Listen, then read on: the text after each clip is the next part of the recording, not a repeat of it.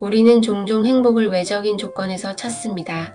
좋은 집, 안정된 직장, 인정받는 관계. 하지만 정말 그것들이 우리를 행복하게 만들까요? 진짜 행복한 사람은 자기 자리를 찾은 사람입니다.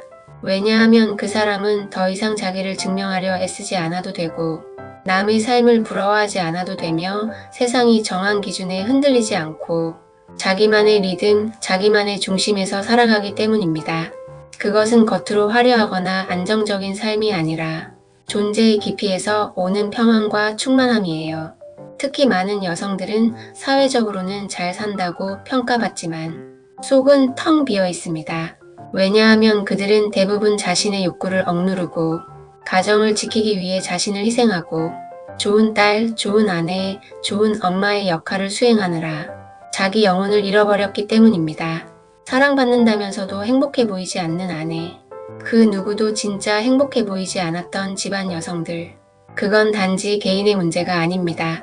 시스템적이고 집단 무의식적인 구조의 결과입니다. 하지만 그 고리를 끊는 사람도 있습니다. 단순한 반항이 아니에요. 그건 영혼의 주권을 되찾는 선언입니다.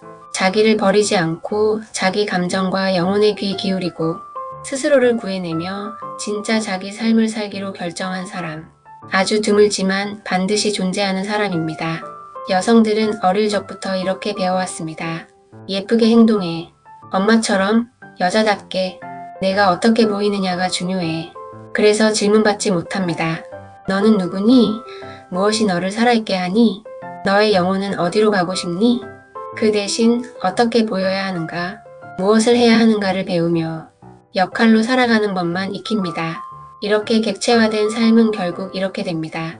결혼을 해도 나는 없고 아내의 역할만 남습니다. 자식을 낳아도 엄마로서 책임만 남고 나의 감정은 눌려 있습니다. 일을 해도 창조성은 억눌리고 성과를 위한 수행으로 변합니다. 사랑을 받아도 역할로서의 나만 사랑받고 진짜 나는 사랑받지 못합니다. 그녀들의 영혼은 말합니다. 나는 나로 살아본 적이 없어.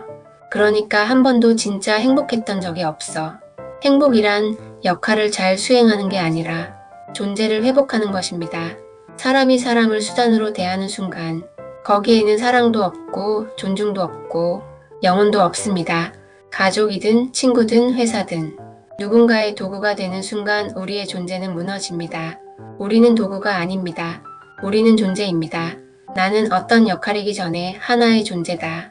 나는 기능이 아니라 빛으로, 의식으로, 사랑으로 존재한다. 나는 조건이 아닌 존재 자체로 존엄하다. 이 선언을 내 삶에서 실현할 때 우리는 본향의 진동과 다시 연결됩니다. 우리가 이 지구라는 밀도 높은 공간에 온 이유는 육체적 삶을 사는 것만이 아니라 자신의 본질인 존재의 감각, 신성, 사랑, 자유를 기억하고 회복하기 위해서입니다. 이제 묻습니다. 당신은 누구입니까? 무엇이 당신을 살아있게 만드나요? 당신의 영혼은 어디로 가고 싶어 하나요? 행복은 존재의 회복에서 시작됩니다. 역할이 아닌 존재로서 살아가세요.